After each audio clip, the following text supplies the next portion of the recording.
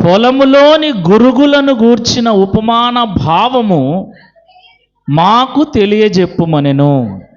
అందుకు ఆయన ఇట్లనెను, మంచి విత్తనము విత్తువాడు మనుష్య కుమారుడు, పొలము లోకము, మంచి విత్తనములు రాజ్య సంబంధులు, గురుగులు దుష్టుని సంబంధులు. వాటిని విత్తిన శత్రువు అపవాది. కోత యుగ సమాప్తి.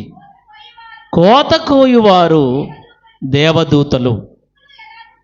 గురుగులు ఎలాగూ కూర్చబడి అగ్నిలో కాల్చివేయబడునో అలాగే యుగ సమాప్తి యందు జరుగును.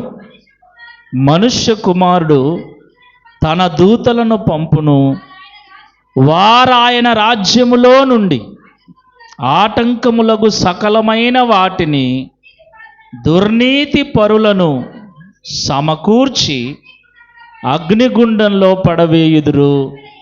అక్కడ ఏడుపును పళ్ళు కొరుకుటయును ఉండును. అప్పుడు నీతిమంతులు తమ తండ్రి రాజ్యములో సూర్యుని వలె తేజరిల్లుదురు. చెవులు గలవాడు వినుగాక. ఎంతమందికి ఉన్నాయి చెవులు? చెవులు ఉంటే మీరు ఏం చేయాలి? ఇప్పుడు వినపడుతుందా? వినపడుతుంది అన్నలు చేయెత్తండి. Very good, దించండి. అందరికీ వినబడుతుంది. ఎందుకన్నాడంటారు చెవులు గలవాడు వినుగాక అని? ఏమండి? చెవులు గలవాడు వినుగాక అన్న మాట ప్రత్యేకంగా అనాల్సిన అవసరం ఏమొచ్చింది?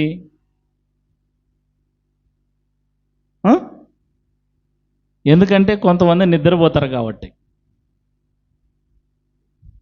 చెవులు ఉంటాయి కానీ నిద్రపోతుంటారు. నిద్రపోకుండా వినాలా? ఆమేన్. యేసుక్రీస్తు ప్రభుల వారిని నమ్మిన తర్వాత ఈ ఉపమానము తెలియని విశ్వాసులే ఉండరు. ఏ ఉపమానం? గురుగులు గోధుమలు. ఈ గురుగులు గోధుమలు ఉపమానం చెప్పిన ప్రతిసారి సేవకుని మీద కోపపడుతూనే ఉంటారు విశ్వాసులు కొంతమంది. ఖచ్చితంగా.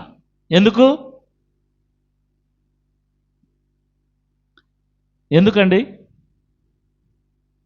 వాక్యము చెప్పండి. వాక్యం కుచ్చుకుంటుంది. ఎందుకు? వాక్యము రెండంచులు గల ఖడ్గము. మీకు గుచ్చుకుంటుంది. రెండంచులు అంటే అర్థం ఏంటో తెలుసా? అటువైపు కొషగానే ఉంటుంది, ఇటువైపు నేను సరిగ్గా లేకపోతే నాకు గుచ్చుకుంటుంది, మీరు సరిగ్గా లేకపోతే మీకు గుచ్చుకుంటుంది. అందులో ఇబ్బంది ఏం లేదు. అందుకే మామూలుగా కత్తి ఖడ్గం ఒకవైపు పట్టుకోవడానికి ఉంటుంది, ఒకవైపు పొడవడానికి ఉంటుంది. వాక్యము చెప్పేవాడు సరిగ్గా లేకపోతే చెప్పేవానికి పొడుచుకుంటుంది, వినేవాడు సరిగ్గా లేకపోతే వినేవానికి పొడుచుకుంటుంది. కాబట్టి నేను పొడచనానని మీరు అనకాకరి. కత్తి నా చేతిలో లేదు, ఎవరి చేతిలో ఉంది? ఇంకంతే. మిమ్మల్ని పొడిచేవాడు ఆయనే, నన్ను పొడిచేవాడు ఆయనే. ఈరోజు నేను ఈ వాక్యాన్ని మరింతగా ధ్యానం చేసి మీ మధ్యకు వచ్చాను. Praise the lord. హల్లెలూయా. యేసుక్రీస్తు ప్రభుల వారు రాబోతున్న దినాలలో మనం ఉన్నాం. ఎన్ని ప్రయత్నాలు చేసినా, ఎంత సంపాదించినా, ఎంత పాటుపడినా, ఎంత ప్రయాసపడినా యేసుక్రీస్తు ప్రభుల వారు త్వరగా రాబోతున్నారు. కాబట్టి అన్నీ వదిలేసి మనం ఆయనతో వెళ్ళాల్సిందే, అందులో ఎలాంటి సందేహం లేదు. అందుకే లోకం మీద వ్యామోహాన్ని పెంచుకోకుండా, లోక భోగముల మీద వ్యామోహాన్ని పెంచుకోకుండా, దేవుని మీద మనసు నిలుపుకొని దేవుని రాజ్యం కొరకు సిద్ధపడటమే విశ్వాసుల యొక్క లక్ష్యం. Praise the Lord. సంఘం అంటే ఎవరు? దేవుణ్ణి నమ్మని వాళ్ళు కాదు, దేవుణ్ణి నమ్మిన వాళ్ళు, విశ్వాసులు. విశ్వాసి తప్పిపోకుండా, విశ్వాసి పడిపోకుండా, విశ్వాసి చెడిపోకుండా, విశ్వాసి దేవునికి దూరం కాకుండా, బాప్తిసం తీసుకున్న ఒక వ్యక్తి ప్రభువులో ఎలా బలపడాలి, పరిశుద్ధతలో ఎలా స్థిరపడాలి, పరలోక రాజ్యానికి ఎలా సిద్ధపడాలి అనే అంశాల చుట్టే దేవుని వాక్యము నా ద్వారా ప్రకటించబడుతుంది తప్ప మరొక విధంగా బయట వ్యక్తులను లోపలికి తీసుకుని వచ్చే విధంగా నా ద్వారా దేవుడు ఎప్పుడు మాట్లాడట్లేదు. కాబట్టి మీరందరూ వాక్యం వినేటప్పుడు గుర్తుపెట్టుకోండి, ఈయన ఎప్పుడు మా గురించే చెప్తూ ఉంటాడు అంటే దేవుడు నన్ను పిలిచిందే అందుకు, అంతే. నేను చెప్పే వాక్యాలు ఎక్కువగా పత్రికలలో నుండి, సువార్తలలో నుండి నేను తీసుకుంటాను. ఒక ఆదివారం ఎప్పుడో వాగ్దానం విషయంలో తప్ప నేను సంఘములో ప్రకటించవలసి వచ్చినప్పుడు 100% తీసుకునే అంశాలన్నీ కూడా పత్రికలలో నుండి, సువార్తలలో నుండే తీసుకుంటా. క్రీస్తును ఎరిగి అంటే ఆల్రెడీ సువార్త విని, క్రీస్తును నమ్మి, బాప్తిసం తీసుకొని సంఘముగా కూడుకుంటున్న వాళ్ళు ఒక గుంపు. ఈ కొత్త నిబంధన అంతా కూడా సంఘము రాకడికి ఎలా సిద్ధపడాలి అనే విషయాలను గురించే చర్చిస్తుంది. అపోస్తులైన పౌలు గారు కూడా సంఘము ఎలాగ క్రీస్తులో ఉండాలి అనే విషయాలను గురించే ఎక్కువగా ప్రస్తావించాడు. ఆయన రాసింది కూడా కొరింథీ సంఘానికి రాశాడు, రోమా సంఘానికి రాశాడు, ఇంకా తెస్సలోనిక సంఘానికి రాశాడు, గలతీ సంఘానికి రాశాడు, ఎఫెసీ సంఘానికి రాశాడు, కొలస్సీ సంఘానికి రాశాడు, ఫిలిప్పీ సంఘానికి రాశాడు. ఆయన రాసిన పత్రికలన్నీ ఎవరికి రాశాడు? అన్యులకా, సంఘానికా? సంఘానికి రాశాడు. సంఘం అంటే విశ్వాసులు. సంఘం అంటే ఎవరు? విశ్వాసులు, క్రీస్తును ఎరిగిన వారు, బాప్తిస్మము తీసుకున్నవారు. కాబట్టి ఇక్కడ ఉన్న మీరందరూ కూడా ఎవరు? మీరంతా ఎవరమ్మా? నోరు తెరిచి చెప్పండి. మీరందరూ విశ్వాసులు. విశ్వాసులు ఎక్కడికి వెళ్ళాలి? ఎక్కడికి వెళ్ళాలి? పరలోకం వెళ్ళాలి. మన లక్ష్యం ఏంటి? ఆస్తులు సంపాదించటమా? ఐశ్వర్యం సంపాదించటమా? పేరు ప్రతిష్టలు సంపాదించటమా? విశ్వాసి అంటే అర్థం ఏంటో తెలుసా? లోకాన్ని, ఆశలను త్యజించిన వాడు. Praise the Lord. అసలైన విశ్వాసి అంటే లోకాశలన్నిటినీ, లోకభోగములన్నిటినీ త్యజించి క్రీస్తు రాకడ కొరకు సిద్ధపడుతూ పరలోకం ఎప్పుడు చేరుదునా అని ఆశతో ఎదురు చూసే వాళ్ళే విశ్వాసులు. కాబట్టి లోకం మీద వ్యామోహాన్ని వదిలేసి లోక భోగముల మీద ఏమున్నా అనుభవించండి, వదిలేయండి. వాటి మీద మోహాన్ని పెంచుకొని క్రీస్తుకు దూరం కావద్దు. అర్థమవుతుందా? ఇప్పుడు విశ్వాసులైన మీరు, అక్కడ రాయబడిన మాట ఏముందంటే దేవుని రాజ్య సంబంధులు. 13వ అధ్యాయం మరొకసారి తీయండి, మత్తయి సువార్త. ఆ గురుగుల యొక్క ఉపమాన భావాన్ని తీయండి, ఆ గురుగుల గోధుమల యొక్క ఉపమాన భావం తీయండి. 36వ వచనం 13వ అధ్యాయం. అప్పుడు ఆయన జన సమూహములను పంపివేసి ఇంటిలోకి వెళ్ళగా ఆయన శిష్యులు ఆయన యొద్దకు వచ్చి పొలములోని గురుగులను గూర్చిన ఉపమాన భావము మాకు తెలియజెప్పుమనిరి. భావాన్ని మాకు తెలియజెప్పయ్యా. గురుగులంటే ఏమిటి, గోధుమలంటే ఏమిటి, పొలం అంటే ఏమిటి, ఈ భావం మాకు తెలియట్లేదు, మాకు తెలియపరచమంటే అప్పుడు యేసు ప్రభు భావం చెప్తున్నాడు, ఏమని? ఆయన ఇట్లా, నేను మంచి విత్తనము విత్తువాడు మనుష్య కుమారుడు, అంటే యేసుక్రీస్తు ప్రభుల వారు. విత్తనములు విత్తేవాడెవరు? యేసుక్రీస్తు ప్రభుల వారు. తర్వాత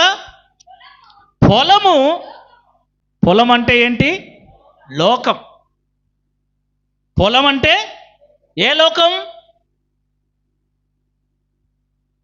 ఏ లోకం? మనం ఉండేదే లోకం. మనం ఏడున్నాం?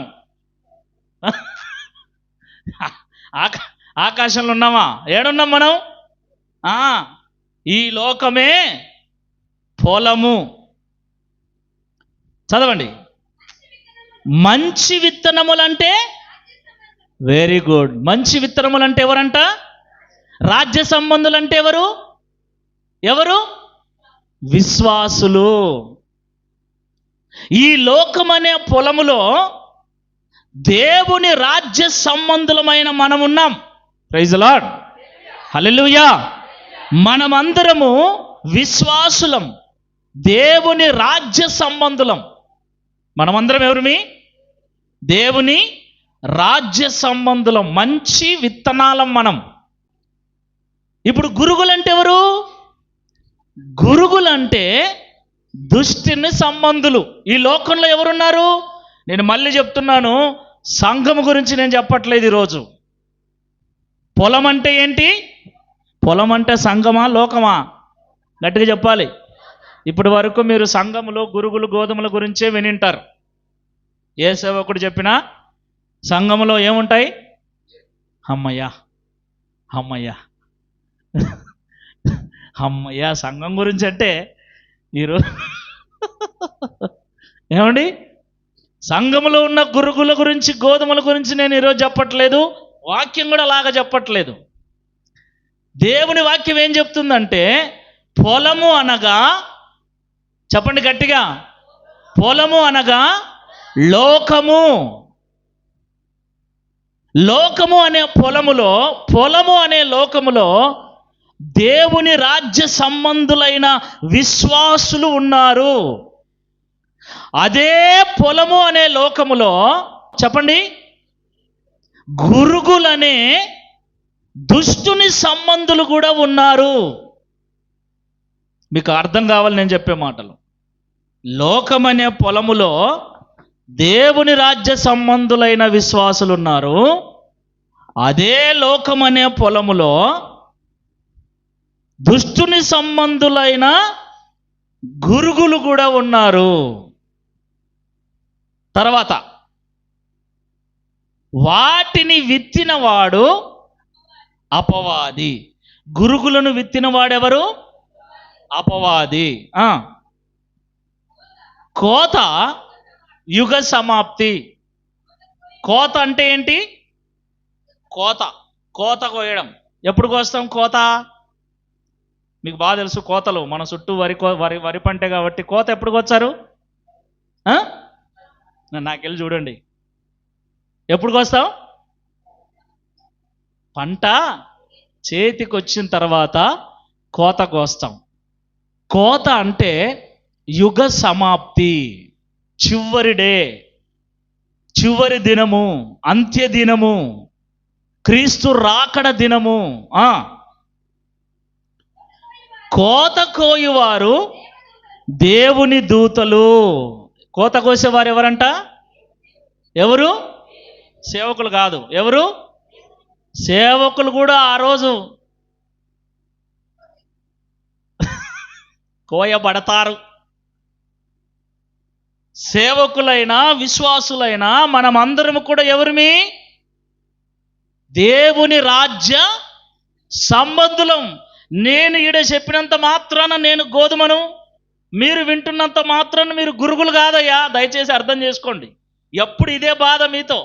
గురుగులు గోధుమలంటే ఎవరు గురుగులు, ఎవరు గోధుమలు? నేను చెప్తున్నా కాబట్టి నేను గోధుమను, మీరు వింటున్నారు కాబట్టి మీరు గురుగులు. ఇలాంటి భావాలు మీరు తీసుకోకండి. బైబిల్ అలా చెప్పట్లేదు. మీరు, నేను, మనమందరము కూడా పరలోక రాజ్య సంబంధులము. అందరము ఎవరిమి మనం ఎవరమండి? గోధుమలమే. ఆమేన్. పరలోక రాజ్య సంబంధులం. మనం అందరం ఎవరిమి? విశ్వాసులందరూ ఎవరు? గోధుమలం. మనం రాజ్య సంబంధులం. అయితే మనతో పాటు ఎవరున్నారంట? ఎవరున్నారు? నేను మీలో అనలే, మనతో పాటు ఎవరున్నారంట లోకంలో? ఎవరున్నారు? గురుగుల వంటి దుష్టులు ఉన్నారు. ఎవరు వాళ్ళు? వారు అపవాది సంబంధులు అని దేవుని వాక్యం చెప్తుంది. ఇప్పుడు విశ్వాసులము గోధుమలమైతే మిగతా వాళ్ళందరూ గురుగులైతే ఒకసారి ఆలోచించండి మీరు. మనం ఎవరమంట? గోధుమలం. దేవుణ్ణి నమ్ముకున్న వాళ్ళందరూ గోధుమలు, దేవుణ్ణి నమ్మని వాళ్ళందరూ గురుగులు. ప్రార్థనకు వచ్చే వాళ్ళందరూ చెప్పండి గోధుమలు, ప్రార్థనకు రాని వాళ్ళందరూ గురుగులు. ఈ మాట బయట చెప్తే బైబిల్ అదే కదా చెప్తుంది. బైబిల్ ఏం చెప్తుందో అదే మాటే. పొలం అనగా లోకము. ఈ లోకం అనే పొలములో దేవుణ్ణి నమ్మిన వాళ్ళందరూ గోధుమలు, దేవుణ్ణి నమ్మని వాళ్ళందరూ గురుగులు అన్నామనుకో, తన్ని తన్ని తన్ని తన్ని పెడతారు. కానీ వాస్తవం అయితే అదే. ఇప్పుడు పని వాళ్ళు వచ్చారు యజమాని దగ్గరికి. ఏమని? అయ్యా, నువ్వేమో మంచి విత్తనాలు నాటేశావు, కానీ చూస్తే వాటితో పాటు గురుగులు కూడా కనబడుతున్నాయి. గట్టిగా చెప్పండి. వేటితో పాటు? గోధుమలు అంటే ఎవరు? విశ్వాసం. విశ్వాసులతో పాటు ఎవరు కనబడుతున్నారు? దుష్టుని సంబంధులు కనబడుతూ ఉన్నారు. ఎవరు వాళ్ళు? ఇప్పుడు వీళ్ళు ఏమంటున్నారంటే, అయ్యా నీకిష్టమైతే ఆ గురుగులను పీకేసి కాల్ చేస్తాం. అప్పుడు ప్రభు అంటున్నాడు ఏమని? వద్దు. ఏమంటున్నాడు? వద్దు, పెరకవద్దు. ఎందుకంటే గురుగులను పెరుకుచుండగా వాటితో కూడా ఒకవేళ గోధుమలను కూడా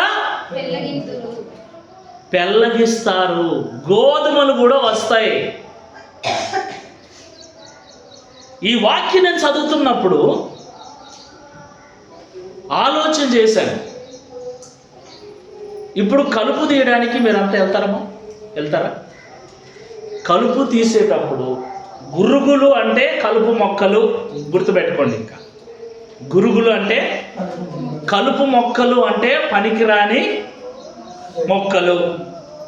అవి ఎందుకు, ఎవరికి పనికిరావు? బర్రెలకు గొర్రెలకు తప్ప. మనుషులకైతే కలుపు మొక్కలు పనికిరావు. అయితే ఆ కలుపు మొక్కలు పెరుగుతూ ఉన్నప్పుడు వాటితో పాటు గోధుమలు కూడా బయటకు వచ్చే ప్రమాదం ఉంది. కాబట్టి వాటిని మీరు పెరగొద్దు, కలిసి ఎదగనివ్వండి అంటున్నాడు. ఏమంటున్నాడు? బాగా వినండి దేవుని మాటలు. ఏమంటున్నాడు? అవి రెండు కలిసి ఎదుగుతూ ఉన్నాయి, రెండు ఒకే చోట ఉన్నాయి. అయితే ఒకటి దానిని పెరిగితే దానితో పాటు, అంటే చెడ్డ దానిని పెరిగితే దానితో పాటు మంచిది కూడా పాడైపోతుంది, నాశనమైపోతుంది. కాబట్టి పెరగొద్దు అంటున్నాడు. అంటే దాని అర్థం ఏంటి? చెడ్డది మంచిది. ఇప్పుడు దీన్ని పెరిగితే అది వచ్చిందంటే అర్థం ఏంటండి? రెండు ఎక్కడ కలిసి ఉన్నాయి? వేర్ల దగ్గర కలిసి ఉన్నాయి. అంటే ఆ రెండింటికి ఏం ఏర్పడింది? ఏమేర్పడింది? ఈ దుష్ట సంబంధులు, ఈ చెడ్డవాళ్ళు అంటే ఎవరు నేను చెప్తా. ఈ దుష్ట సంబంధులు, ఈ గురుగులు ఏం చేశాయంటే పైకి వేరుగానే కనపడుతున్నాయి. చూడ్డానికి ఇది వేరుంది, గోధుమ కాడ వేరుంది, గురుగులు చెట్టు వేరుంది, రెండు వేరున్నాయి. ఈజీగా పెరకొచ్చులే అనిపించేంత, అంతే తేడా కనపడుతుంది. కలుపు మొక్కకు పంట మొక్కకు తేడా కనపడుతుంది కదా. ఆ తేడాను బట్టి మనం కలుపును పీకేస్తాం. అయితే ఇక్కడ జరుగుతుంది ఏంటంటే పైకి ఈ రెండు వేరువేరుగా కనపడుతున్నా కింద లోపల మాత్రం ఈ రెండు, ఈ చెడ్డదైనటువంటి ఈ గురుగు, ఈ దుష్ట స్వభావం కలిగినటువంటి ఈ గురుగు మొక్క ఏం చేసిందంటే మంచి స్వభావం కలిగినటువంటి ఈ మొక్కతో కింద, ఎక్కడ కింద వేర్ల దగ్గర ఒక బంధాన్ని ఏర్పరచుకుంది. ఆ బంధాన్ని ఏర్పరచుకుంది కాబట్టి ఇంకొక ముఖ్యమైన విషయం ఏంటంటే గోధుమ కంటే గురుగులు బలమైనవి, ఆ మొక్క బలమైంది, గట్టిది. గోధుమ పంట, ఇప్పుడు వరి పంట గాలి పెడితే కూడా ఏమవుతుంది? పెద్ద గాలి వచ్చిందంటే వరి పంట అంతా పడుతుంది. అంటే అది ఎంత మెతక, గట్టితనం తక్కువ ఉంటుంది. అదే కలుపు మొక్కకి గట్టితనం ఎక్కువ ఉంటుంది. ఎంత గాలి వచ్చినా ఎంత ఇదైనా కానీ అది ఏమాత్రం కూడా చలించదు, కదలదు, బిర్రగా ఉంటుంది. అట్లే ఏమి జరిగినా కూడా ఒక్కోసారి మందులు కొట్టేస్తాం. దేనికోసం? ఆ కలుపు మొక్కను చంపటానికి మందులు కొట్టేస్తాం. కొన్ని మొక్కలు, కలుపు మొక్కలు ఎంత మందులు కొట్టినా చావు. మందులకు తట్టుకొని ఉంటుంది, గాలివానలకు తట్టుకొని ఉంటుంది. ఒక మాటలో చెప్పాలంటే పనికిరాని మొక్కలకు బలం ఎక్కువ, పనికొచ్చే మొక్కలకి బలం తక్కువ. ఇప్పుడు అవి పెరిగితే దాంతోపాటు ఇవి కూడా వచ్చేస్తాయి. కాబట్టి దేవుడు ఏమంటున్నాడంటే పెరకొద్దు ఉండని అంటున్నాడు. ఏమంటున్నాడు? పెరకొద్దు ఉండని అంటున్నాడు. ఎంతవరకు భరించాలి? ఎంతవరకు సహించాలి? ఎంతవరకు ఓర్చుకోవాలి? ఒక రోజు వస్తుంది, కోతకాలం, పంటను కూర్చే కాలం. ఆ పంట కూర్చే కాలం వచ్చినప్పుడు ఈజీగా కోత కోసేసి సపరేట్గా దాన్ని ఏరి అగ్నిలో పడేసి గోధుమలను కొట్టులో పోస్తాము. ఈ భావాన్ని దేవుడు చెబుతున్నప్పుడు ఆ భావములో అంటున్నాడు చూడండి 41వ వచనంలో, మనుష్య కుమారుడు తన దూతలను పంపును, వారాయన రాజ్యములో నుండి ఆటంకములకు సకలమైన వాటిని, దుర్నీతి పరులను సమకూర్చి అగ్నిగుండములో పడవేయుదురు. ఏమంటున్నాడండి? దేవుని దూతలు అందరినీ సమకూర్చి దుష్టులను, ఆటంకపరుస్తున్న వారిని, అక్కడ రాయబడిన మాట చూడండి, ఇంకొక మాట, ఆటంకములకు సకలమైన వాటిని, దుర్నీతి పరులను సపరేట్ చేసి అగ్నిగుండంలో పడవేస్తారు. అక్కడ ఏడుపును పండ్లు కొరుకుటైను ఉండును. ఇప్పుడు ప్రశ్న ఏంటి అంటే మనతో పాటు ఉన్న దుష్టులు ఎవరు? అర్థమవుతుందా? దేవుడు ఏమంటున్నాడంటే మీరందరూ పరలోక రాజ్య సంబంధులు, మీతో పాటు దుష్టులు కలిసి పెరుగుతున్నారు. వాళ్ళు ఎవరు? ఎవరు దుష్టులు? ఎవరు సాతాను సంబంధులు? అర్థమవుతుందా నేను చెప్పేది? ఎవరు సాతాను సంబంధులు, ఎవరు దుష్టులు, ఎవరు గురుగులు? ఆలోచించండి ఒక నిమిషం. ఖచ్చితంగా ఆలోచించాల్సిన విషయం. ఇప్పుడు సంఘములో గురుగులు ఎవరు, సంఘములో గోధుమలు ఎవరు అనే దాని గురించి కాదు. దేవుడు ఏమంటున్నాడంటే లోకములో నా బిడ్డలు గోధుమలు, నన్ను నమ్మిన వాళ్ళు గోధుమలు, అయితే దుష్టుని సంబంధులు లోకంలో ఉన్నారు. బాధాకరమైన విషయం ఏంటంటే వాళ్ళు వీళ్ళు కలిసి పెరుగుతూ ఉన్నారు. ఒకే చోట, ఒకే ఊర్లో, బహుశా ఒకే ఇంట్లో, ఒకే సంఘంలో కూడా ఉండొచ్చు. అర్థమవుతుందా? ఎవరు వాళ్ళని పీకితే, అర్థమవుతుందా, వాళ్ళని ఏరి పారేస్తే, వాళ్ళని పీకితే వాళ్ళతో పాటు మన జీవితం ఎందుకు పాడవుతుంది? మనకెందుకు నష్టం కలుగుతుంది? మన విశ్వాసం ఎందుకు దెబ్బతింటుంది? మీకు కొన్ని విషయాలు గుర్తు చేస్తా. ఈ లోకంలో చాలామంది బ్రతుకుతున్నారు. కొంతమందిని చూసి మనం ఏమనుకుంటామంటే,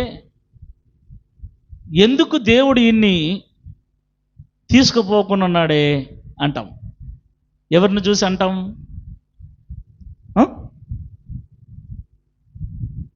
కొంతమంది వీడు సావకుండా అందరికి వచ్చింది సావు, వీనికి రాకుండా అంటాం.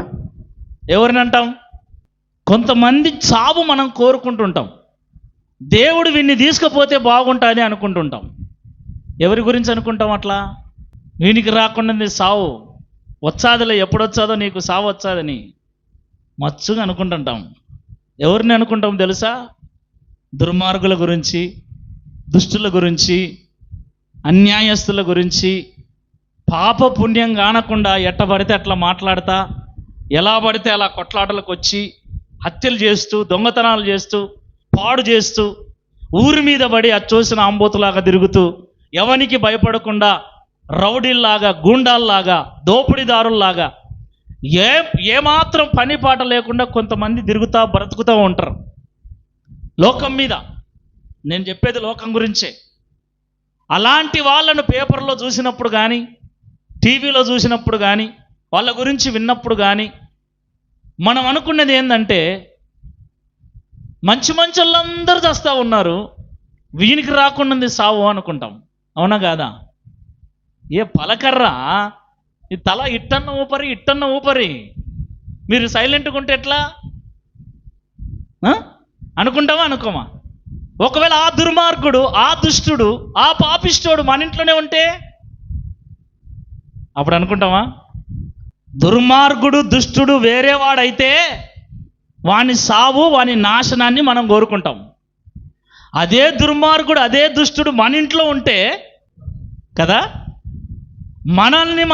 మనవాడి నాశనాన్ని మనం కోరుకోం. అదే దుష్టుడు పక్కింటోడో, లేకపోతే ఎదిరింటోడో, లేకపోతే మనకు ఏ సంబంధం లేనోడైతే మాత్రం వానికి గోరి కడతాం, వానికి ఇంకా అన్నీ మొట్టకాయలు ఇడ్చాం, దుమ్మెత్తి పోచాం, ఏమైనా చేస్తాం. అదే మన ఇంట్లో ఉంటే మాత్రం మనకు వాడు బుద్ధిమంతుల్లాగానే కనపడతాడు. ఎందుకు? దేవుని వాక్యం ఏం చెప్తుంది అంటే, దేవుని పిల్లలు ప్రపంచంలో ఉన్నారు, లోకములో దేవుని పిల్లలు ఉన్నారు. దేవుని పిల్లలతో పాటు సాతాను సంబంధులు, దుష్టుని సంబంధులు, అపవాది సంబంధులు కూడా పెరుగుతూ ఉన్నారు. ఇప్పుడు దేవుడు ఏమంటున్నాడంటే, దూతలు వచ్చి అడిగినప్పుడు, పనివాళ్ళు వచ్చి అడిగినప్పుడు, నీకు ఇష్టమైతే ఆ గురుగులను, ఆ దుష్టులను, ఆ అన్యాయస్తులను, ఆ మూర్ఖులను, పాపభీతి లేకుండా బ్రతుకుతున్న ఆ దుష్టులను ఏరి పాడేస్తాము అంటే, దేవుడు ఏమంటున్నాడంటే, వద్దు, వాళ్ళని ఏరి పాడేస్తే మీకు నష్టం కలుగుతుంది, వాళ్ళను తీసేస్తే మీరు ఇబ్బంది పడే ప్రమాదం ఉంది. అంటే ఏంటి దాని అర్థం? దేవుని వాక్యం ఏం చెప్తుంది అంటే, ఈ సృష్టి విషయంలో, ఈ మానవ జాతి విషయంలో దేవుడు ఒక ప్రణాళిక కలిగి ఉన్నాడు. ఇప్పుడు చూడండి, ఒక సినిమా తీయాలంటే ఒక రైటర్ వచ్చేసి ఒక స్క్రిప్ట్ ముందే తయారు చేసుకుంటాడు. ఎక్కడి నుంచి ఎక్కడి దాకా, స్టార్టింగ్ నుండి శుభం పడేదాకా ఆ కథ అంతా ముందే ప్రిపేర్ చేసుకొని తర్వాత సినిమా తీయటానికి ముందుకు వస్తాడు. కథ సగం రాసుకొని లేదా స్టార్టింగ్ బాగుందని స్టార్టింగ్ తీసిన తర్వాత మళ్ళీ చూసుకుందామని, లేదే ఇంటర్వెల్ వరకు బాగుంది ఇంటర్వెల్ వరకు రాసేసుకొని మళ్ళీ చూద్దామని అనుకోడు. ఎక్కడ స్టార్టింగ్ చేయాలి, ఎక్కడ ఏం పెట్టాలి, మొత్తం స్క్రిప్ట్ రైటర్. నేను మీకు అర్థం కావటానికి ఇది చెప్తున్నాను. ఒక సినిమా తీసేటువంటి ఒక రైటరు, ఆ కథ రాసుకునే వ్యక్తి, అది ఏదైనా సరే, అది పూర్తిగా, అది గంటనా 2 గంటలా 3 గంటలా పూర్తిగా కథ అంతా పూర్తి చేసుకొని ఎక్కడ ఏంటి ఏం కథ అన్నటువంటి ఆ ఆలోచన కలిగి సంపూర్తి చేసుకున్న తర్వాత ఆ కథ తీసుకొని డైరెక్టర్ దగ్గరికి వెళ్తాడు, తర్వాత నిర్మాత దగ్గరికి వెళ్తాడు, తర్వాత హీరో దగ్గరికి వెళ్తాడు. ఎందుకంటే కథ రాసిన తర్వాత ఆ కథకు ఎంత బడ్జెట్ అవుతుందో డబ్బులు పెట్టేవాడు ఒకడు కావాలి.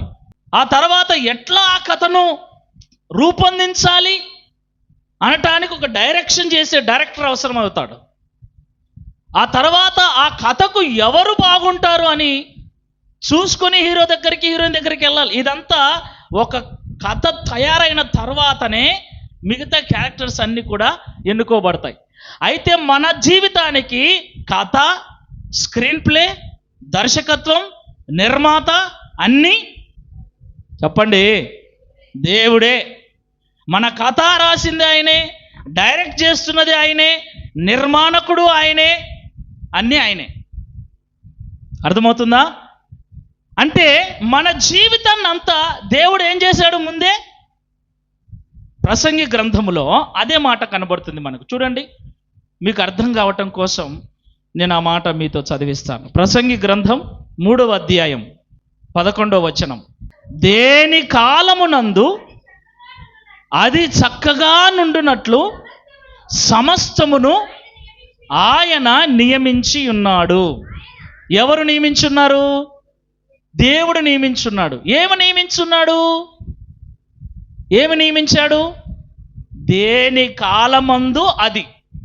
చెప్పండి, దేని కాలమందు అది చక్కగా నుండునట్లు సమస్తమును దేవుడు నియమించాడు. ముందే ఈ మానవ జాతి మీద, ముందే ఈ లోకము మీద, ముందే దేవుడు పూర్తిగా ఒక స్క్రిప్ట్ రాసుకున్నాడు. ఎప్పుడు ఈ లోకానికి శుభం కాడు పడాలి. ఇందాక మనం అనుకున్నాం, యుగ సమాప్తి ఒక రోజు శుభం కాడు పడుతుంది ఈ లోకానికి అంతటికి. కోత అంటే ఏంటి? శుభం కార్డు పడటం. ఎవరికి శుభం కార్డు? మనకే. మనకు శుభం కార్డు పడే రోజు ఒకటి ఉంది. కథ ముగుస్తుంది. ఆయన మొత్తం స్క్రిప్ట్ రాశాడు. అయితే ఎలా రాశాడు? దేని కాలమందు అది, ప్రైజ్ ది లార్డ్, హల్లెలూయా, దేని కాలమందు అది ఎప్పుడు ఏం జరగాలి, ఎలా జరగాలి, ఏంటి అని దేవుడు ముందే నిర్ణయించాడు. కాబట్టి ఆయన నిర్ణయించిన దానిని బట్టి మన జీవితంలోనూ ఈ లోకంలోనూ జరుగుతూ ఉన్నటువంటి విషయాలు. ఇప్పుడు ఈ యొక్క పని వాళ్ళు వచ్చి దుష్టులను ఏరి పాడేస్తాము ఇప్పుడు అంటే దేవుడు ఏమంటున్నా అంటే వద్దు వద్దు వద్దు వద్దు, ఇప్పుడు కాదు, చివరి వరకు వాళ్ళను కలిసి ఎదగనివ్వండి. ఎందుకు చివరి వరకు ఎదగనియాలి? దుష్టుడు చచ్చిపోతే లోకానికి భారం. చెప్పండి, ఎందుకు వీడు భూమికి దండగా భారం, చచ్చిపోతే మేలని అనుకునే వాళ్ళు చాలామంది ఉన్నారు. అలాగ బ్రతుకుతున్న వాళ్ళు చాలామంది ఉన్నారు. అయితే కొంతమంది దుష్టులు చచ్చిపోయినప్పుడు కూడా మనం అనుకుంటాం, అమ్మయ్యా వీడు చచ్చినారా, దేవుడు ఉన్నారా అంటాం. ఏమంటాం? అంటే మన ఉద్దేశంలో ఏంటంటే వాడిని దేవుడు తీసుకొని పోయినాడని. నిజంగా దుష్టుడు మరణించడం దేవునికి ఇష్టమా? ఇష్టమా అండి? ఎహెజ్కేలు గ్రంథంలో ఏమంటాడు దేవుడు? ఎహెజ్కేలు 18:23లో, దుష్టుడు మరణము నొందుట చేత నాకు ఏమాత్రమైన సంతోషము కలుగునా, వారు తమ ప్రవర్తనను దిద్దుకొని బ్రతుకుటయే నాకు సంతోషము. దుష్టుడు, దుర్మార్గుడు చనిపోవటము దేవునికి ఇష్టం లేదు. మరి ఈ లోకంలో ఒక దుష్టుడు, ఒక పాపి, ఒక వ్యభిచారి, ఇప్పుడు చాలా మంది దుర్మార్గులు ఉన్నారు. కన్న కూతురును పాడు చేసే తండ్రులు ఉన్నారు. చెల్లెల్ని పాడు చేసే అన్నలు ఉన్నారు. ఇప్పుడు కొన్ని వార్తలు మనం చదువుతున్నప్పుడు చిన్న పిల్లను 6 సంవత్సరాలు 7 సంవత్సరాల పిల్లను 60 ఏళ్ళ 70 ఏళ్ళ ముసలుడు పాడు చేసిన సందర్భాలు కూడా మనం చూస్తున్నాం. అలాంటి విన్నప్పుడు ఏమైపోతుందంటే వాడిని ముక్కలు ముక్కలు నరికి మనకే అనిపించాలి, దేవుడు ఇట్లాటోళ్ళను ఎందుకు భరిస్తున్నాడు అని అనిపిస్తుంది. దేవుడి ఉద్దేశం ఏంటంటే ఎంత దుర్మార్గుడైనా మారితే దేవునికి సంతోషం, కానీ వాడు చనిపోతే దేవునికి సంతోషం లేదు. మరి దుర్మార్గులు చనిపోతున్నారంటే కారణం దేవుడు కానే కాదు. దుర్మార్గుడు చనిపోయినప్పుడు దేవుడు వాడిని తీసుకుపోయినారా, దేవుడు ఉన్నారు అనగాకండి. ఎందుకంటే దేవుని వాక్యం చెప్తుంది, అదే ప్రసంగి గ్రంథములో 7వ అధ్యాయం 17వ వచనం, అధికముగా దుర్మార్గపు పనులు చేయకుము, బుద్ధిహీనముగా తిరగవద్దు, నీ కాలమునకు ముందుగా నీ వేళ చనిపోదువు. ఈ మాటకు అర్థం ఏంటంటే, దుర్మార్గంగా బ్రతికేవాడు చనిపోతున్నాడంటే వాడు చేస్తున్న దుర్మార్గాన్ని బట్టే, బుద్ధిహీనంగా వాడు నడుచుకున్న దాన్ని బట్టే ఎవంతనో ఒకంత తన్నులు తింటున్నాడు, ఎవడో ఒకడు వాడిని చంపుతున్నాడు. ఇప్పుడు కొంతమందిని చనిపోయినప్పుడు వాడు అక్రమ సంబంధం పెట్టుకున్నాడు, వాళ్ళు చంపేశారు అంటాం. అంటే అక్రమ సంబంధం అనేది ఏంటి? ఇప్పుడు వాడి ప్రాణం తీసింది ఏంటి? దేవుడా? ఆ అక్రమ సంబంధమా? దేవుడు ఏం చెప్తున్నాడంటే దుర్మార్గపు పనులు చేయొద్దు. దుర్మార్గ పనులు చేస్తే తొందరగా చస్తావు. దానికి కారణం దేవుడు కాదు. నేను చేసిన దుర్మార్గపు పనులు కన్ను మిన్ను కానకుండా నాకెవర్రా చెప్పేది? ఎవరికి భయపడాలరా నేను? ఎవరొచ్చారు రారా అని కన్ను మిన్ను కానకుండా బుద్ధిహీనంగా తిరిగితే కాలము తీరక ముందే చేస్తాం. సో కాబట్టి దుర్మార్గుడు మారటం కూడా దేవునికి కావాలి. దుర్మార్గుడు చావటము దేవునికి ఇష్టం లేదు. అయితే కొంతమంది దుర్మార్గులు చేస్తున్నారంటే వారి పాపము పండటము ద్వారా, దుర్మార్గం పండటం ద్వారా వారి పాపమే వారిని పట్టిస్తుంది, వారి దుర్మార్గమే వారిని చంపుతుంది. మరి దేవుడు ఏం చేస్తున్నాడు? దేవుడు దుర్మార్గుని కొరకు ఒక కాలాన్ని ఉంచాడు. చివరి వరకు వానికి టైం ఇస్తాడు. ఎంతవరకు? చివరి వరకు టైం ఇస్తాడు. మారితే వాడిని హక్కున చేర్చుకోవాలని, వాడు బ్రతుకు దిద్దుకుంటే వాడిని కూడా తన రాజ్యంలో చేర్చుకోవాలనే దేవునికి ఎంత ప్రేమ చూడండి. మనుషులమైన మనమే సహించలేము దుర్మార్గుల్ని, అయితే దేవుడు సహిస్తూ ఉన్నాడు. అదే మనం ఎలాంటి వాళ్ళం అంటే, నేను ఇందాక చెప్పానే, దుర్మార్గుడు వేరే వాడైతే సహించము, అదే మనోడైతే అది మన మనస్సు. వేరే వాడైతే సంపర్రా, ఏకర్రా, పీకర్రా అంటాం. అదే మనోడైతే ఊరికనే పోయినాడా, ఊరికనే చేసినాడా, ఊరికనే అబ్బో. దుర్మార్గుడని తెలిసినా కూడా మనవానికి సపోర్ట్ చేసుకుంటాం. దేవుడు ఏం చెప్తున్నాడంటే, నువ్వు సపోర్ట్ చేసినా ఇంకొకరు సపోర్ట్ చేసినా దుర్మార్గుడు మారకపోతే యుగ సమాప్తి యందు వానికి నరకము తప్పదు. ఇప్పుడు పాయింట్లోకి వద్దాం. దుర్మార్గులంటే ఎవరు? గురుగులంటే ఎవరు? వారిని నాశనం చేస్తే మన జీవితం ఎందుకు పాడవుతుంది? వాక్యంలో తొంగి చూస్తే ఇందాక మనం మాట్లాడుకున్నట్లు గురుగులు గోధుమలు కలిసి పెరుగుతూ ఉన్నాయి. అంటే వాటికి మధ్య ఒక బంధము ఏర్పడింది. అంటే ఈ లోకంలో జీవిస్తున్న మనము కుటుంబాలుగా బ్రతుకుతూ ఉన్నాం, వంశాలుగా బ్రతుకుతూ ఉన్నాం, వర్గాలుగా బ్రతుకుతూ ఉన్నాం. మన అనేవాళ్ళు చాలామంది లోకంలో ఉన్నారు. బైబిల్ ఏం చెప్తుందంటే ఆ మన అనే వాళ్ళల్లోనే ఈ గురుగులు ఉన్నారు. ఎవరున్నారు? గురుగులు ఉన్నారు. ఎవరిలో? ఎంత తాగుడుబోతుడైనా భర్త చనిపోవాలని ఏ భార్య అయినా కోరుకుంటుందా? ఏమ్మా? భర్త చచ్చిపోవాలని. ఎంత తిరుగుబోతుడైనా కొడుకు చావాలని ఏ తల్లిదండ్రులైనా కోరుకుంటారా? ఎంత దుర్మార్గుడైనా కానీ చెప్పండి. ఒకవేళ దుర్మార్గుడైన కొడుకు చనిపోతే తల్లిదండ్రులు విశ్వాసులు, దుర్మార్గుడు కొడుకు, భార్య విశ్వాసురాలు, భర్త దుర్మార్గుడు, భర్త విశ్వాసి, భార్య దుర్మార్గురాలు. ఇప్పుడు చూడండి, ఈమెనేమో ఆయన మారాలని ప్రార్థన చేస్తుంటుంది, ఆయనేమో ఈమె మారాలని ప్రార్థన చేస్తుంటుంది. ఈ తల్లిదండ్రులేమో కొడుకు మారాలని ప్రార్థన చేస్తూ ఉంటారు. అవునా కాదా? పిల్లలైన తల్లిదండ్రులు దుర్మార్గులైనప్పుడు వాళ్ళ కొరకు మారాలని ప్రార్థన చేస్తుంటారు. ఇప్పుడు భార్యనేమో గోధుమ, భర్తనేమో చెప్పండి గురుగు. తల్లిదండ్రులేమో గోధుమలు, పిల్లలేమో చెప్పండి గురుగులు. అలాగ మన ఇండ్లల్లో, అందరి ఇండ్లల్లో, విశ్వాసులు అందరి ఇండ్లల్లో గోధుమలు ఉన్నారు, గురుగులు ఉన్నారు. ఆ గోధుమలకు ఈ గురుగులకు మధ్యన ఏముంది? బంధం ఉంది. నా అన్నోళ్ళు, నా బంధువులు, నా తమ్ముళ్ళు, నా చిన్నాయన గారు. ఇదేంటి? ఇప్పుడు త్రాగుడుబోతుడు, తిరుగుబోతుడు మారాలని ఆమె ప్రార్థన చేస్తుంది. నాకు చెప్తుంటే నేను ప్రార్థన చేస్తున్నా. వాడు పుట్టుకింద చచ్చాడు అనుకో,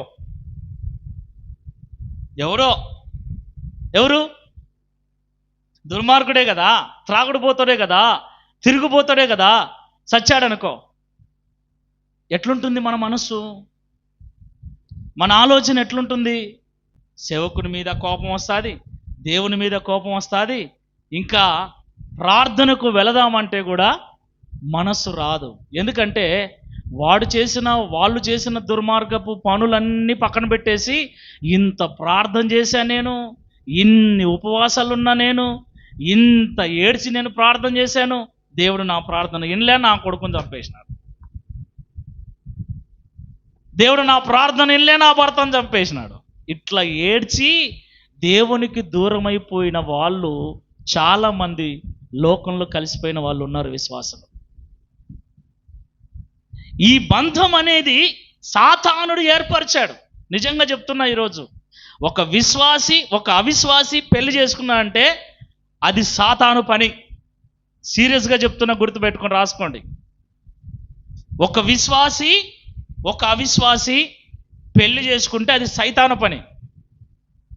దేవుని పని విశ్వాసికి విశ్వాసి పెళ్లి చేసుకోవటం, ఆత్మీయునికి ఆత్మీయుడే దేవుని పని.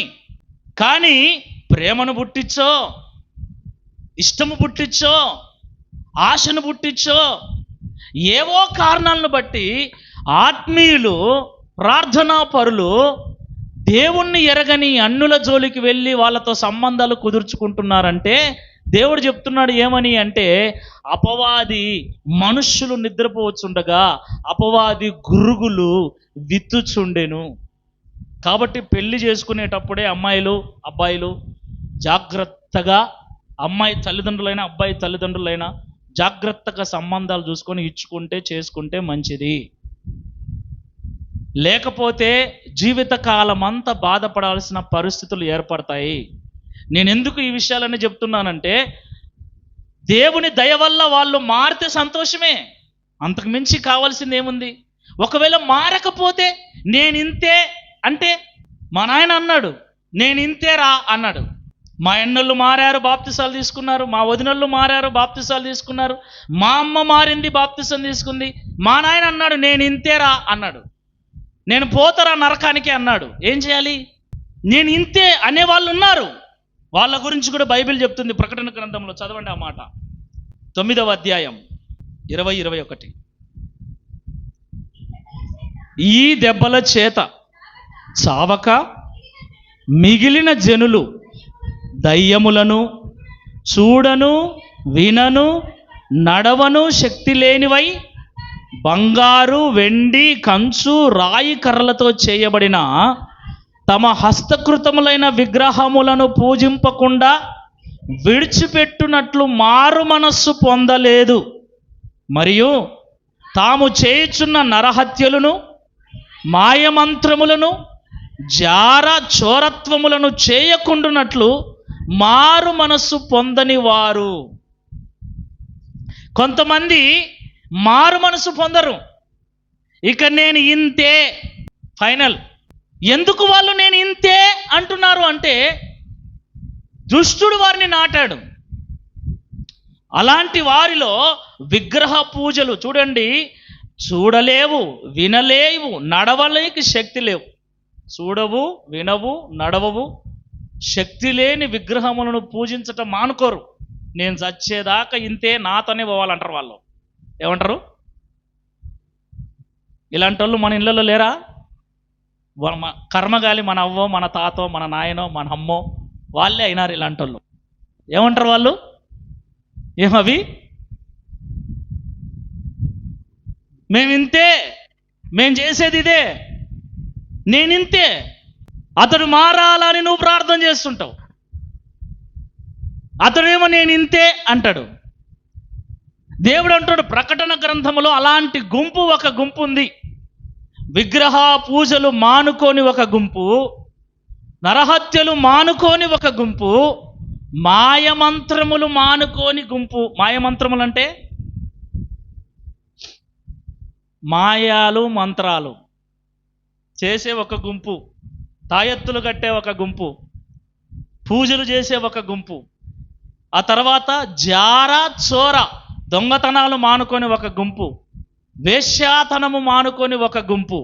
వీళ్ళందరూ కూడా ఎంత చెప్పినా, ఎంతమంది చెప్పినా, ఎన్నిసార్లు దేవుని వాక్యం విన్నా వినబడుతున్నా నేనింతే అనే ఒక స్థిరమైన మనసుతో ఉంటారు వీళ్ళు. ఇలాంటి వారి వలన దేవునికి కానీ దేవుని రాజ్యమునకు కానీ ఎలాంటి మేలు ఉండదు. ఎలాంటి మేలు లేనోడు బ్రతకటం ఎందుకు? వాడితోనే మన జీవితం ఈడ ముడిపడి ఉంది. అది కర్మ. ఏంటి పరిస్థితి అంటే, అలాగ దేవునికి, దేవుని పనికి, దేవుని పరిచర్యకు, దేవుని రాజ్యానికి ఏమాత్రం ప్రయోజనము కానీ అలాంటి వ్యక్తులతోనే ఈ లోకంలో అపవాది మనల్ని ముడేశాడు. మనమేమంటాం? ఇట్లాంటి మొగుడిని దేవుడు ఎందుకు ఇచ్చినాడని మనం అంటాం. ఏమంటాం? ఇలాంటి తల్లిదండ్రులను దేవుడు ఎందుకు ఇచ్చినాడని పిల్లలు ఏడుస్తారు. ఇలాంటి భర్తను దేవుడు ఎందుకు ఇచ్చినాడని భార్యలు ఏడుస్తారు. ఇలాంటి పిల్లాన్ని, లోబడని పిల్లాన్ని ఎందుకు ఇచ్చినావు ప్రభు అని భర్తలు ఏడ్చే భర్తలు కూడా ఉన్నారు. దేవుడు ఏమంటున్నాడంటే, ఇచ్చింది నేను కాదురా,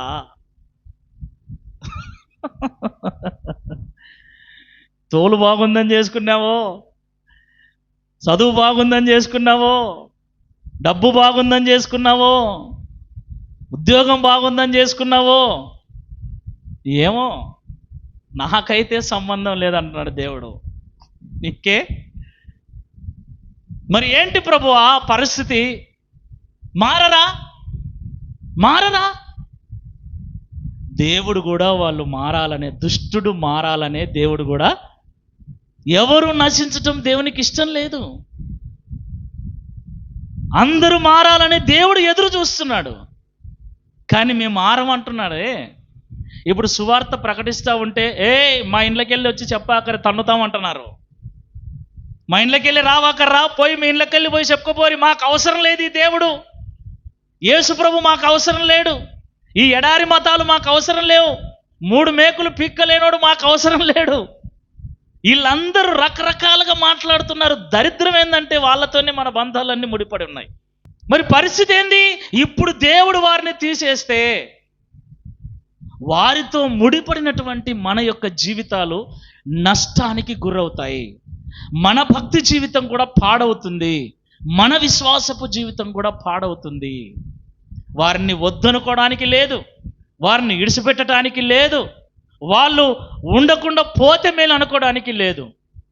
దేవుడు చెప్తున్నాడు, వారి కొరకు సిద్ధపరిచినటువంటి ఒక దినం ఉంది, ఆ కోత దినము వరకు. ఒకవేళ వాళ్ళు అట్లే దుర్మార్గాలు ఎక్కువ చేస్తూ ఉన్నారనుకో, ఇంకా సహించలేనంత, భరించలేనంత పాపిష్ట పనులు వాళ్ళు చేస్తున్నారనుకో, ఏదో ఒక లారీ గుద్దుతుందో, ఏదో ఒక బండి గుద్దుతుందో, ఏదో ఒక విధంగా దేవుడు అదే కదా చెప్తున్నాడు, ముందే పోతారు. కాలము తీరక ముందే. అంటే దుర్మార్గులకు కూడా దేవుడు ఒక కాలం పెట్టాడు. కాలము తీరక ముందే పోవాలంటే కన్ను మిన్ను కానరాకుండా బతకాలా. ఎట్ట బతకాలా? కన్ను మిన్ను కానరాకుండా మాట్లాడాలా. నేను ఎందుకు ఈ విషయాలు చెప్తున్నా? దుర్మార్గంగా బతికితే తొందరగా పోతాం, దుర్మార్గంగా మాట్లాడితే తొందరగా పోతాం. దేవుని వాక్యం అలా చెప్తుంది. కాబట్టి మాట్లాడే మాటలైనా, జీవించేటువంటి పద్ధతులైనా కొంచెం భయభక్తులతో నడుచుకుంటే మంచిది.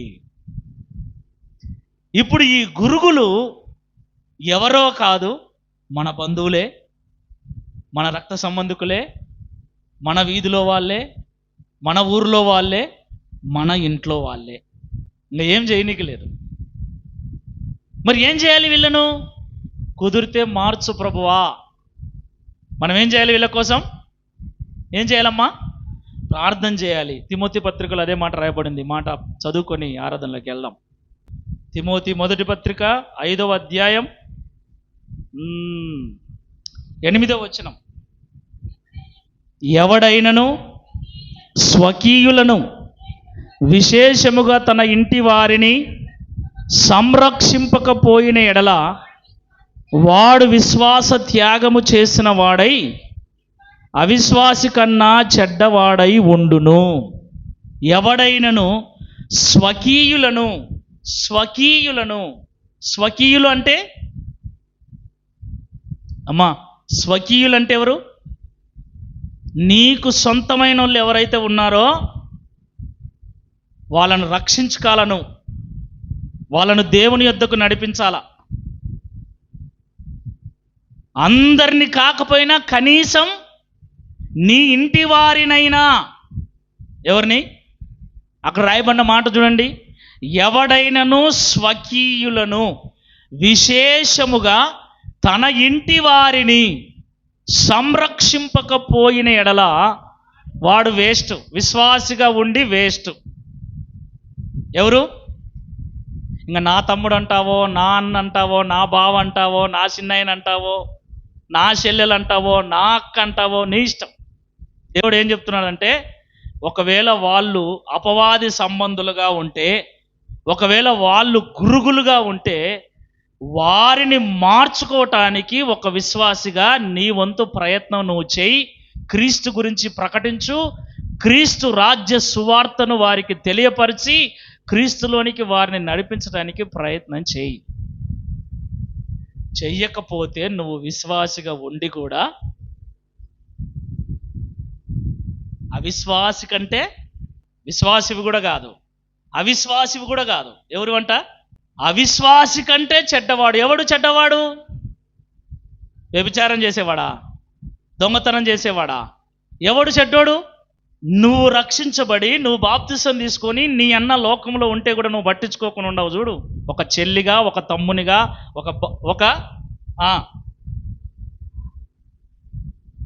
నువ్వు రక్షించబడి నీ అన్నలు, నీ తమ్ములు లోకంలో ఉంటే వారికి దేవుని గురించి చెబుదామన్న ఆలోచన లేకుండా బ్రతుకుతున్నావు చూడు.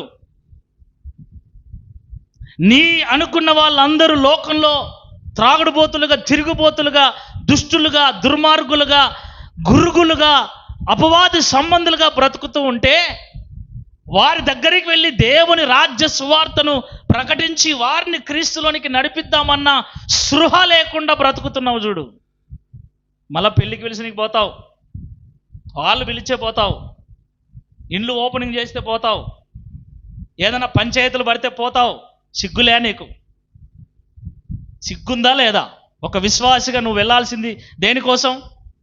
పో, పంచాయతీలకు పో, పోలీస్ స్టేషన్లకు పో, పెళ్ళిళ్ళకు పో, అట్టనే సువార్త చెప్పనీకి కూడా పో. ఒకరోజు కూర్చొని, ఒరే తమ్ముడా కూర్చో, చెల్లెలా కూర్చో, అన్నా కూర్చో, బాబా కూర్చో, బామరిది కూర్చో, యేసుప్రభుని నమ్ముకోరా, త్రాగుడు మానేరా, ఆ వ్యభిచారం మానేరా, ఆ జూదం మానేరా, యేసుప్రభు నిజమైన దేవుడు రా. మనం అనుకున్నట్టు ఆయన ఒక కులానికి, ఒక మతానికో, ఒక దేశానికి సంబంధించిన వాడు కాదు. యేసుక్రీస్తు అందరికీ ప్రభువు, అందరి కొరకు రక్తం కార్చి ప్రాణం పెట్టిన దేవుడు. ఆయన రాబోతున్నాడు. ఈ లోకమంతా నాశనమైపోతుంది. నీవు కూడా నరకానికి వెళ్ళకుండా నాతో కూడా పరలోకం వచ్చినట్లుగా దేవుని నమ్ముకో. ఆయన నమ్ముకుంటే పోయేదేముందిరా? పోయేదేముంది? వచ్చే నష్టమేముంది? యేసు ప్రభువును నమ్ముకున్నాడు నష్టపోయినట్లు ఒకరిని చూపియండి అండి. ఏమి నష్టపోము యేసు ప్రభువును నమ్మితే. యేసు ప్రభువును దేవునిగా కలిగి జీవిస్తే ఇంకా హుందాగా బ్రతుకుతాం. అపోహలన్నీ తొలగించి సత్యము తెలుసుకున్న నీవు ఆ సత్యాన్ని ప్రకటించకుండా గమ్మున ఉన్నావు చూడు, నీవంట అవిశ్వాసి కంటే చెడ్డోనివంట, అవిశ్వాసి కంటే చెడ్డదానివంట. ఏం చేయాలి? ప్రార్థించండి. ఈ జీవితం, ఈ లోకం, ఈ సంపాదన ఇవన్నీ తాత్కాలికమైనవే, అన్నీ వదిలేసి వెళ్ళాల్సిందే. ఆత్మలను రక్షించటం నేర్చుకోండి. బయటలకు చెప్పడం మానేయండి. కనీసం నీ సొంత వాళ్ళకన్నా చెప్పటం అలవాటు చేసుకో. కనీసం నీ ఇంట్లో వాళ్ళకన్నా, నీ అన్న నీ మాట వినడా? కనీసం చెప్పు. మారడం వదిలేయి. కనీసం చెప్పినానన్న తృప్తి అన్న ఉంటుంది. రేపు దేవుడు నిన్ను అడిగినప్పుడు, ఏమా నీకు 2 అన్నలను ఇచ్చినానే, ఒక అన్నేమో ఇక్కడ మందిరంలో ఉన్న ఒక అన్నం లేడే, ఏం చెప్తావు? చెప్పాలి కదా. నా భయం అదే. అందుకే నా వాళ్ళందరినీ కాచుకుంటూ ఉంటా. ఏదన్నా కార్యం పడ్డప్పుడు ఎందుకు మా వాళ్ళందరినీ పిలుచుకుంటా? వాళ్ళకు తిన్నీకి లేక ఈడికొచ్చి తినిపోతారనే. పొద్దుటూరు నుంచి ఎందుకు పిలిపించుకుంటాను? పులివెందుల నుంచి ఎందుకు పిలిపించుకుంటాను? మీకు నీకే అందరూ కలిసి వస్తున్నారంటే అర్థం చేసుకోండి. నా మాట విని, మీ మాట విని ఎవరు వస్తున్నారు మీటింగ్కు? కనీసం మీటింగులు పడ్డప్పుడన్నా తీసుకొని రారు మీ మొఖాలకు. ఆదివారం పక్కన పెట్టేస్తే మీటింగులు పడినప్పుడన్నా, రే తమ్ముడా రా, మాయ్ రా, మందిరానికి రా, వాక్యం వినిపోదురా. మీటింగులు పడినప్పుడు తీసుకొని వచ్చిన చాలు, మీ మాటలు విని రారు. మీరు పిలిస్తే రారు. మీరేం విశ్వాసులు, మీరేం భక్తులు. ఇప్పుడు గురుగులు మీరే. ఏమండి? దేవుని వాక్యమే చెప్తుంది. ఇప్పుడు సంఘములో గురుగులు గోధుమలు పక్కన పెట్టండి. లోకంలో గురుగులు గోధుమలు ఏమిటో ఆలోచించి కాస్త ఒక మంచి నిర్ణయం తీసుకోండి. అందరిని పిలిచడం మానేయండి. బజార్లో ఉన్న వాళ్ళని పిలిచడం మానేయండి. మీ ఇంట్లో వాళ్ళను పిలిచడం ప్రారంభించండి. నీకు సొంతమైన వాళ్ళకు చెప్పటం ప్రారంభించు. నీకైన వాళ్లకు దేవుని గురించి ప్రకటించి దేవుని మందిరానికి నడిపించడానికి ప్రయత్నించు. ప్రభు రాబోతున్నాడు. కోతకాలం రాబోతుంది. యుగ సమాప్తి రాబోతుంది.